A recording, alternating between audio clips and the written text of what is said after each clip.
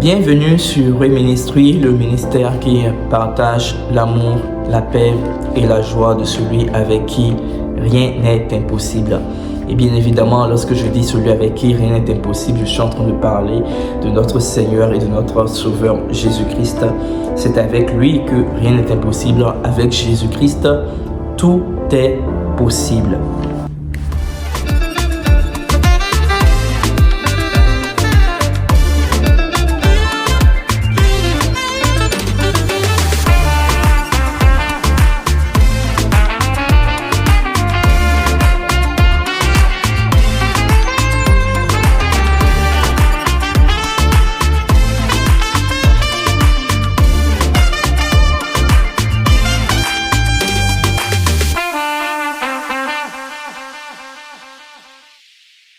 Aujourd'hui, j'ai envie de te partager un message. Et ce message prend tout son sens dans le livre de Jérémie. Jérémie, dans la Bible, le livre de Jérémie 29, chapitre 29, à partir du verset 11. Où la parole de Dieu déclare: « Car je connais les projets que j'ai formés sur vous, dit l'Éternel, projet de paix et non de malheur, afin de vous donner un avenir et de l'espérance. Vous m'invoquerez et vous partirez, vous me prierez et je vous exaucerai.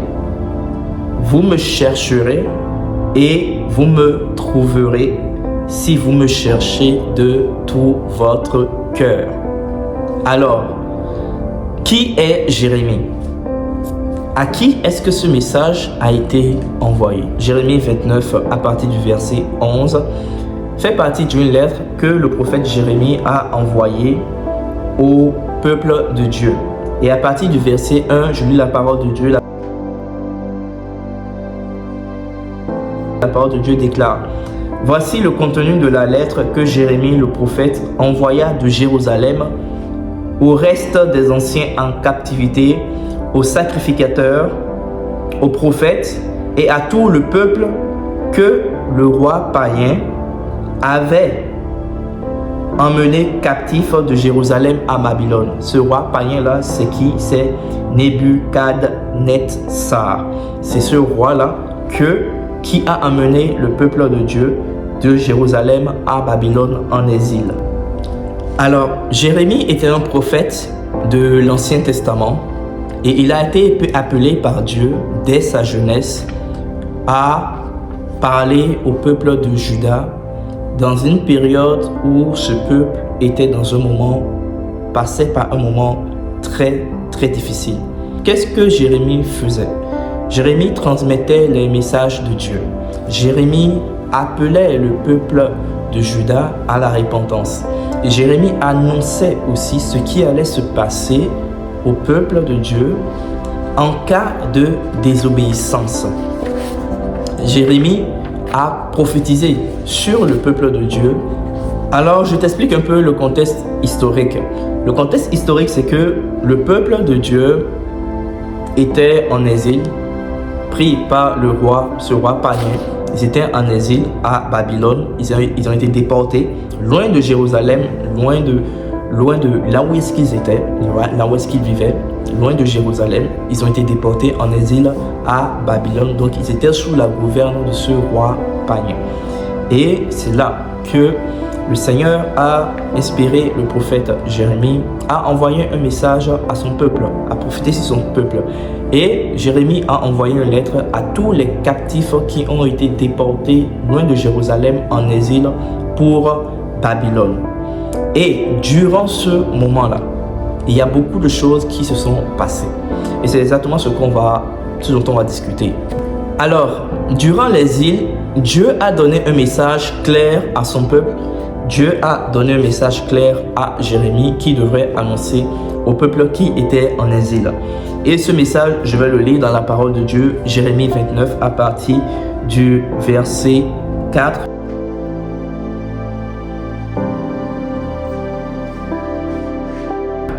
Ainsi parle l'Éternel des armées. le Dieu d'Israël, à tous les captifs que j'ai emmenés de Jérusalem à Babylone. Bâtissez des maisons. Et à partir de ce moment, Dieu, il commence à donner des directives qui sont très claires. Et c'est ces directives que Jérémie a rapportées dans sa lettre. Ici, la première directive était de bâtissez des maisons, habitez-les, plantez des jardins et mangez-en les fruits. Prenez des femmes et engendrez des fils et des filles. Prenez des femmes pour vos fils et donnez des maris à vos filles, afin qu'elles enfantent des fils et des filles. Multipliez là où vous êtes, c'est un ordre, multipliez là où vous êtes et ne diminuez pas.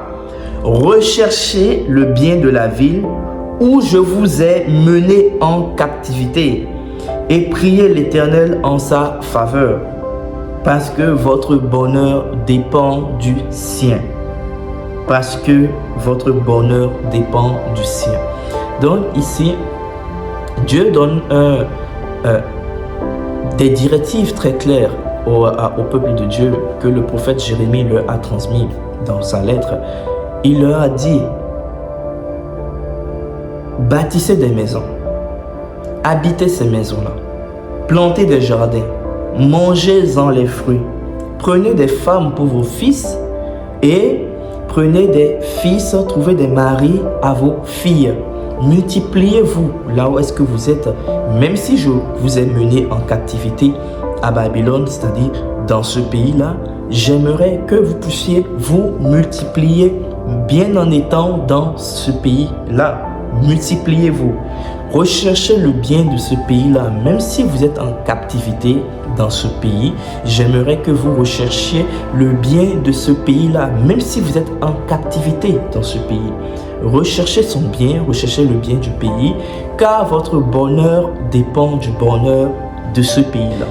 Pendant que le peuple de Dieu était en exil à Babylone, beaucoup de faux prophètes se sont levés parmi ce peuple. Et ces faux prophètes ont commencé à donner des messages qui étaient contraires au message que Dieu a envoyé à son peuple. Et ce message-là, Dieu parle de ce message-là à partir du verset 8, dans Jérémie 29, à partir du verset 8, où Dieu déclare, il dit: « Car ainsi parle l'Éternel des armées, le Dieu d'Israël. Ne vous laissez pas tromper par vos prophètes qui sont au milieu de vous et par vos devins. N'écoutez pas vos songeurs dont vous provoquez les songes, car c'est le mensonge qu'ils vous prophétisent en mon nom. Je ne les ai point envoyés, dit l'Éternel. » Donc, beaucoup de faux prophètes se sont levés et ces faux prophètes annonçaient un message qui était complètement contraire au message que Dieu a envoyé à son peuple au travers du prophète Jérémie. Ce que ces faux prophètes-là annonçaient justement au peuple, c'est que la situation dans laquelle le peuple de Dieu était, cet exil, tout ce qu'ils étaient en train de vivre présentement, le peuple de Dieu était en train de vivre présentement, que tout allait rentrer dans l'ordre dans peu de temps, que tout allait revenir à la normale dans peu de temps. Alors que ça, ce n'est pas ce que Dieu a dit. Lorsque le peuple de Dieu a été envoyé en exil, est parti en exil à Babylone, Dieu a clairement dit à son prophète, le prophète Jérémie, que voici ce que l'Éternel dit à partir du chapitre Jérémie 29, à partir du verset 10. Voilà ce que l'Éternel dit. L'Éternel Dieu dit: mais voici ce que dit l'Éternel. Dès que 70 ans seront écoulés pour Babylone, je me souviendrai de vous et j'accomplirai à votre égard ma bonne parole en vous ramenant dans ce lieu. Dans ce lieu, Dieu est en train de parler de Jérusalem. Donc Dieu dit au peuple qui est parti à son peuple qui a été déporté en exil à Babylone, que lorsque 70 ans se seront écoulés pour Babylone, je me rappellerai de vous et je me souviendrai de vous et j'accomplirai à votre égard ma bonne parole en vous ramenant dans ce pays. Ce qui est complètement contraire à ce que les faux prophètes étaient en train d'annoncer. C'est-à-dire, ce que eux ils annonçaient, c'était que la situation allait vite se régler. Mais Dieu lui a dit à Jérémie, dis à mon peuple que c'est après 70 ans que je me rappellerai, je me souviendrai de vous et j'accomplirai envers vous ma bonne parole. Voilà ce que Dieu a dit. Et Dieu, pendant que le peuple était en exil, Dieu leur a donné des commandements, des recommandations. Dieu sait ce qu'il a prévu pour son peuple. Mais avant que cette parole ne puisse s'accomplir dans leur vie, Dieu a donné des directives que le peuple devrait suivre. Et la première directive qu'il a donnée pendant que le peuple de Dieu était en exil, c'est que qu'ils doivent se multiplier, qu'ils doivent bâtir des maisons, habiter ces maisons. Je suis au verset 4. Planter des jardins et manger les fruits de ces jardins.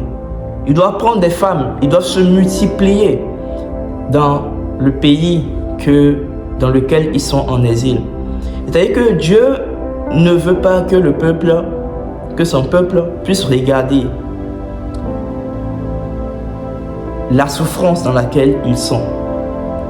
Mais Dieu veut que son peuple puisse regarder à qu'est-ce qui va se passer après. Et pour que cette chose-là se passe, pour que les promesses de Dieu dans la vie de son peuple puissent s'accomplir, il faut d'abord que le peuple de Dieu puisse obéir aux directives que Dieu a données. Et ces directives-là, dans le verset 4, dans le verset 6, dans le verset 7, bâtissez des maisons, habitez ces maisons, plantez des jardins, mangez-en les fruits, multipliez-vous et surtout cherchez le bien du pays dans lequel vous êtes, du pays dans lequel je vous ai envoyé en exil. Car je connais les projets que j'ai formés sur vous. Lorsque 70 ans se seront écoulés, je me souviendrai de vous et j'accomplirai à votre égard la bonne parole en vous ramenant dans ce pays. C'est ce que Dieu a promis. Mais avant que les bons projets, les projets de paix, des projets d'avenir et non des projets de malheur puissent se réaliser dans la vie du peuple de Dieu, de son peuple, il faut d'abord qu'il puisse obéir aux directives que Dieu a données. Il fallait d'abord qu'il puisse obéir et non écouter les faux prophètes et non se plaindre et non se lamenter. C'est ce que Dieu voulait pour son peuple. Dieu promet une bonne chose à son peuple. Dieu te promet une bonne chose. Cela arrivera, cette bonne chose arrivera au moment choisi par Dieu. Nous n'avons pas à nous précipiter, mais à rester fidèles, même lorsque nous sommes en train de traverser une épreuve. Malgré les épreuves, nous devons demeurer fidèles, car l'obéissance vaut mieux que les sacrifices. Dieu a dit à son peuple qui était en exil à Babylone, il lui a donné des directives. Priez pour le pays dans lequel vous êtes en exil, car votre bonheur dépend de ce pays. Bâtissez des maisons, multipliez-vous, car je connais les projets que j'ai formés sur vous. Au moment opportun, je me rappellerai de vous. Donc, au moment opportun, Dieu se rappellera de toi. Parce qu'il connaît les projets qu'il a formés sur toi. Il connaît ces projets-là. Il se rappellera de toi. Mais ce qu'il veut d'abord, c'est que tu restes fidèle, que tu obéisses aux directives qu'il t'a données, que tu restes fidèle même dans l'épreuve. Et une chose est sûre, c'est que ce qu'il a dit, les projets de paix et non de malheur, s'accompliront certainement dans ta vie.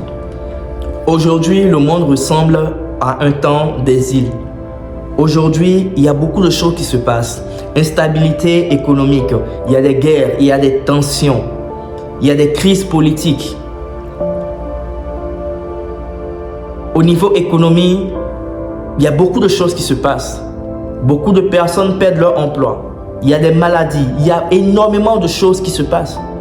Cela ressemble un peu à ce que le peuple de Dieu ressentait lorsqu'ils étaient en exil. Parce que quand tu es en exil, lorsqu'ils étaient en exil à Babylone, mais le peuple était craintif. Le peuple ne comprenait plus ce qui se passait.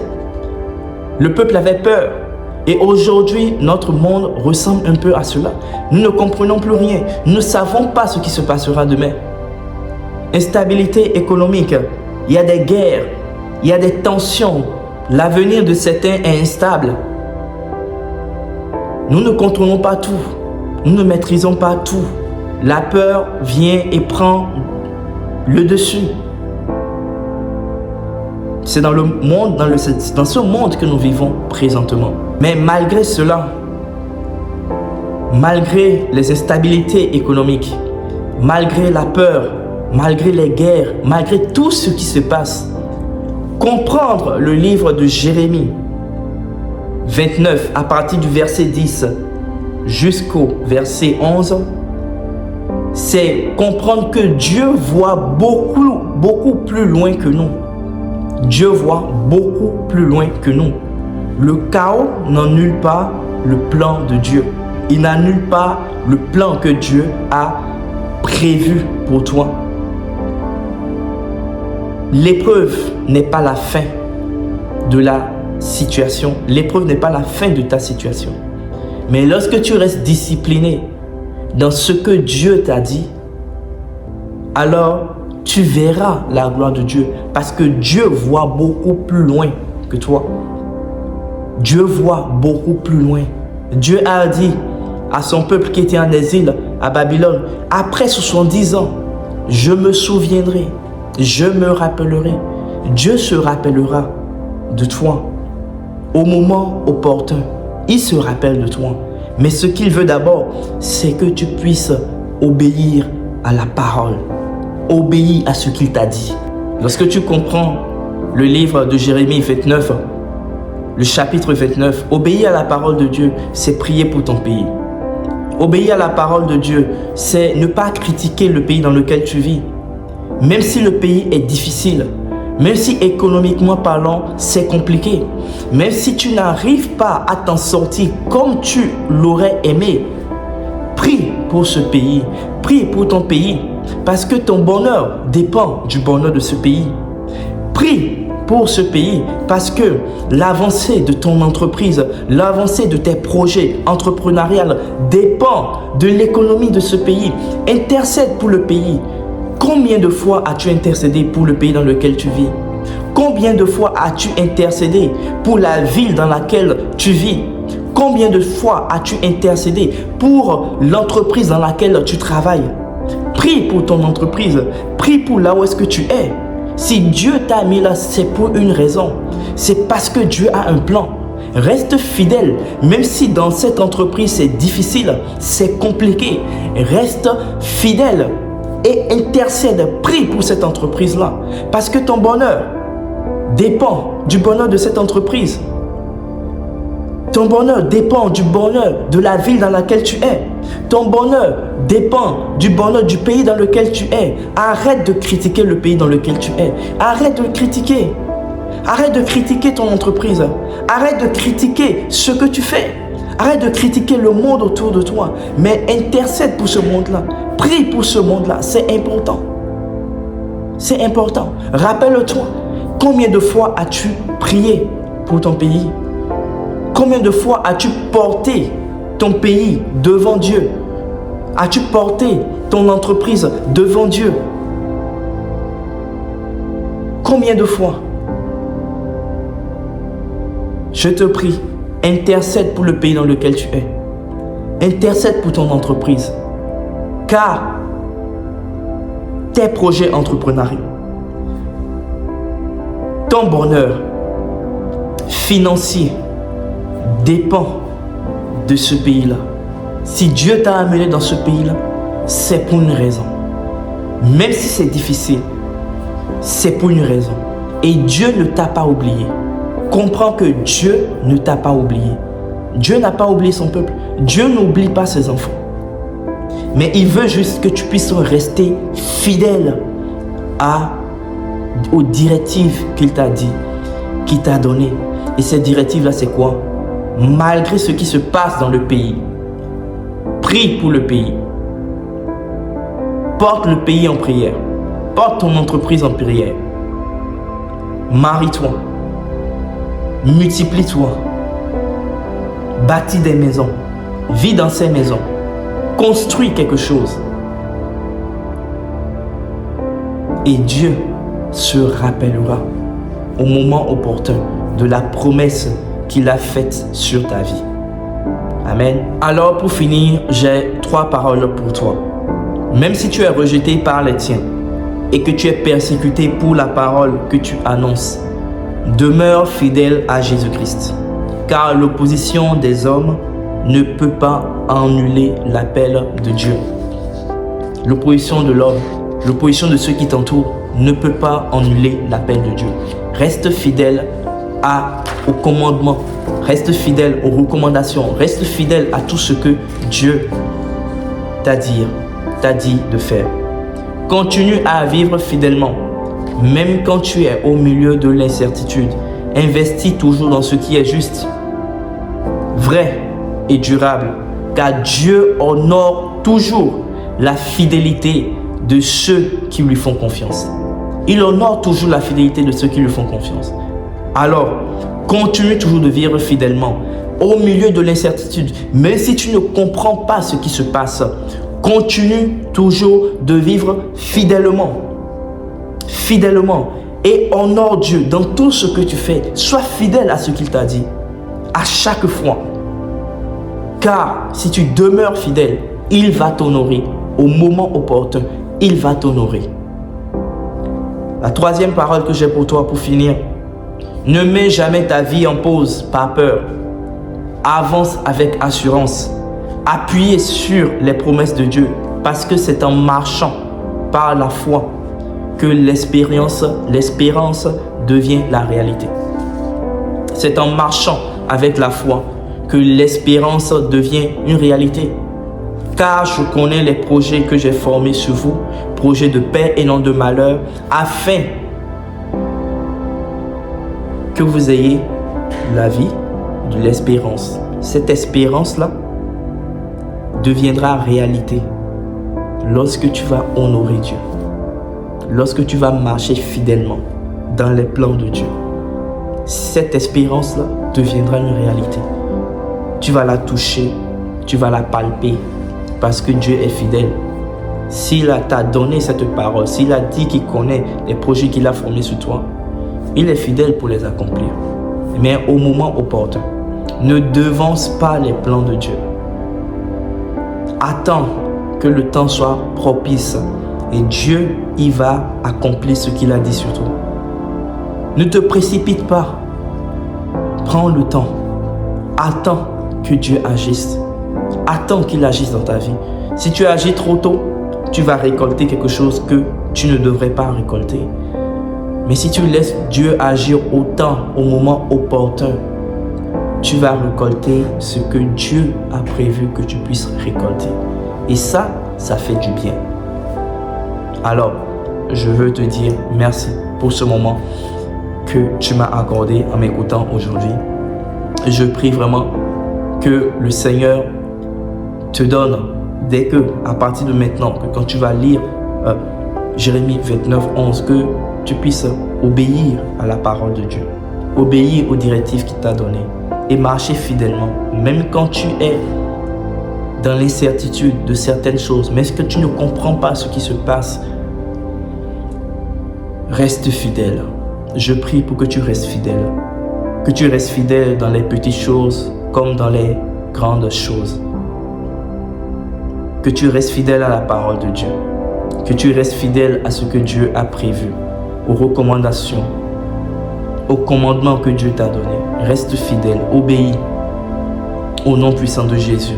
Que le Saint-Esprit de Dieu te donne la capacité d'obéir, la capacité d'attendre le bon moment, la capacité de porter ton pays en prière, la capacité de porter ton entreprise en prière, la capacité de ne pas te laisser corrompre par les faux prophètes, les mauvaises voix, les personnes qui viennent te dire Dieu a dit alors que Dieu n'a pas dit.